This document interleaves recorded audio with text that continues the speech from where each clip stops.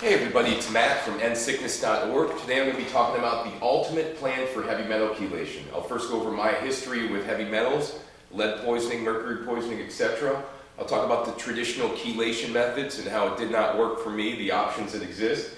I'll talk about the best natural chelators that are out there based on scientific data, my personal experience. And then I'll discuss how you must change your dietary habits, increasing fiber, increasing pH to support the heavy metal detoxification process. And I'll talk about different ways you increase the speed of detoxification, the efficiency of your detoxification, how you increase bowel movements, all the things that are really important when you're trying to get rid of heavy metals out of your system. And then I will talk about how you have to detox in phases, how you can't do this all at once. And then I'll summarize the key points. First of all, my heavy metal story. I was diagnosed with heavy metal poisoning, lead, mercury, cadmium, nickel, through a heavy metal test where they did a urine provocation where they gave me an IV of EDTA and then collected my urine for 24 hours afterwards. They found that I had 600%, 6 times the reference range on mercury and lead. Lead was actually the highest, and the doctor thought that that was actually the cause of my symptoms. So I felt that it was worth pursuing chelation. He advised doing traditional chelation using EDTA IVs. I was trying to do the EDTA IVs and it didn't work for me. Within 5 or 6 treatments, I was sicker, constipation was worse, mood was worse, sleep was worse, felt like I had OCD-like symptoms. So traditional chelation was not a good fit for me. I later realized it's synthetic.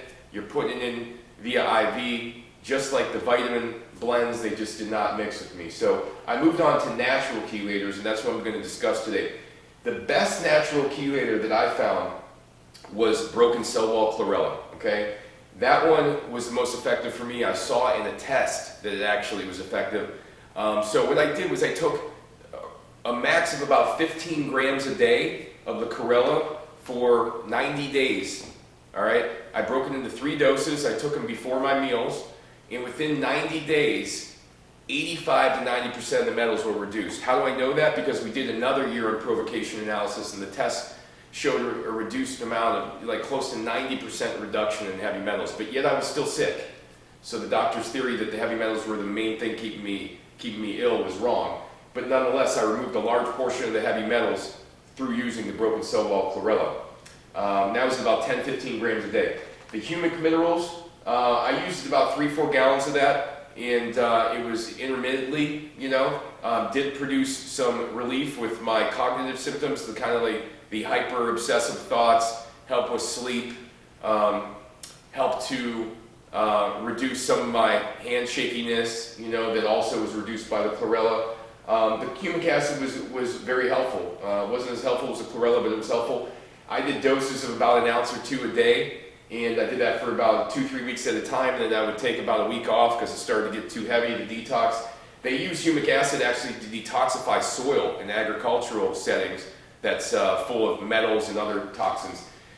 Sodium alginate was another one. I used that for a short period of time. I was taking pills or doses between 3 and 6 pills a day. That seemed to be effective, but I didn't use it for extended period of times. But there are a lot of scientific studies supporting sodium alginate's ability to chelate metals and remove them from your body. Another one is pomegranate peel powder. I used that for a litof while, saw some degree of relief, but once again I had already done these other chelators, so I didn't see as much relief as I did from, let's say, the chlorella, because that was the first one I used. But the pomegranate peel has lots of studies showing it could chelate metals, it could remove toxins that are hard to bind to, so that's really a unique one you probably haven't heard of. Another one, cilantro, which you probably have heard of. Cilantro is great for getting the metals to release from wherever they're stored, okay? But it doesn't necessarily bind to them. So if you're taking cilantro, in my experience, it's best to take it with something like chlorella, with something like apple pectin, pomegranate peel powder, sodium alginate, something that will also bind to the actual metals themselves. So cilantro was helpful, but it had to be coupled with something that binds, and I usually would take about 30 minutes before, let's say, the chlorella, so that if you did start to release some of the metals that were stored, that they would bind right away before causing you issues. 2 other products, pectin, apple pectin, modified citrus pectin. Modified citrus pectin has a lot of studies on it. Apple pectin, I had most experience with. I thought that was a great product. It really helped a lot for reducing the symptoms of toxicity, that body aches, helping with the constipation, helping with the clarity of mind, etc. And then there's also moringa seeds. Moringa seeds have been shown to be very effective at removing heavy metals from water that's toxic, full of them. So moringa seeds are another great option. Dietary habits must change when you're going through this process. You must increase your plant fiber, reduce your meat intake dramatically. The less meat you eat, the more progress you're going to make with detoxifying. Meat slows down the detoxification process, tells your body to kind of store things versus burning through them and detoxifying from the cells. So you have to increase plant fiber. The idea is you also want to increase pH, because when your pH levels are high, your cells are more permeable. They're more likely to release stored toxins. And like I said, the plant fiber is absolutely key to keep binding to the waste that's being dumped into your stomach, binding to the toxins and the metals that are in your stomach. You must support your elimination and detox systems, okay? Detox system, what I mean is primarily your liver and kidneys. To do that, really, you just have to take stress off the liver and kidneys, Sauna is helpful,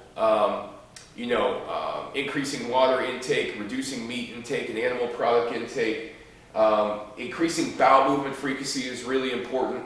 Flaxseed is one that's really great for doing that flax meal. Japanese knotweed is another one that's really helpful for bowel movements. Bee propolis is another one that really helps with bowel movements a lot. Those are all options, but you have to increase your bowel movement frequency. You can't be going just once a day. You have to be going hopefully twice a day to be able to really keep up with the heavy metals you're detoxifying. The next thing I want to discuss, you have to detox in phases, okay? Ideally, you want to do it in like a 2 to 3 month phase and then take a month or two off, let your body resettle. You don't want to do this all at once. The reason being is if you start chelating too many metals or start removing too many metals too quickly, you may not be able to bind to them as quickly as they're being released into your blood from your cells. And this could cause you to have a lot of problems, and it could actually make you worse, If you got a lot of heavy metals in your blood and your stomach, you're going to make the symptoms that you have worse. It could be, mental symptoms, it could be inflammatory symptoms, it could be stomach issues, it could be muscle pains. There's a lot of things that heavy metal toxicity can contribute to. So you have to go through in phases, and depending upon the product, you have to choose how long your phase is going to be. Chlorella I used for a few months, humic was a few weeks.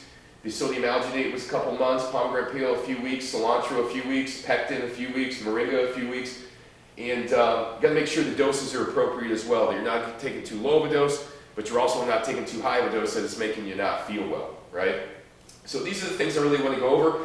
And also you want to make sure you go through these natural chelators one at a time. You don't want to use all of them at once. You could use 2 at a time if you're combining them, but I wouldn't go any further than that. You don't want to overdo it for your body. So key points, okay? I had heavy metal toxicity, a lot of experience. Traditional chelation did not work. These natural chelators not only provide symptom relief, but they showed on tests that they actually reduced the levels of heavy metals by up to 85–90% on a real test, okay? You have to change your dietary habits, otherwise this will be a painful process. You have to increase plant fiber, go primarily plant-based. You have to increase your pH any way possible, even if you're doing fresh juices. That's a great way to do it as well, vegetable juices. You have to increase your liver and kidney function. You don't want to overdo it with this heavy metal and then not support the liver and kidneys. I didn't mention also supporting liver kidneys. You can do that with resveratrol, naringin, apigenin, chrysin. These are all phytonutrients that reduce the toxicity of metals when they're present. Even if you have heavy metals in the system, it makes your liver not inflamed, your kidneys not get so affected by them.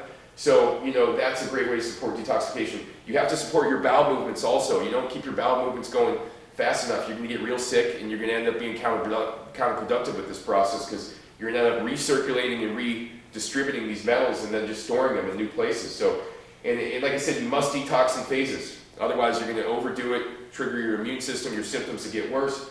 So I hope this video was helpful. It is in no way meant to be medical advice. It's for educational purposes only.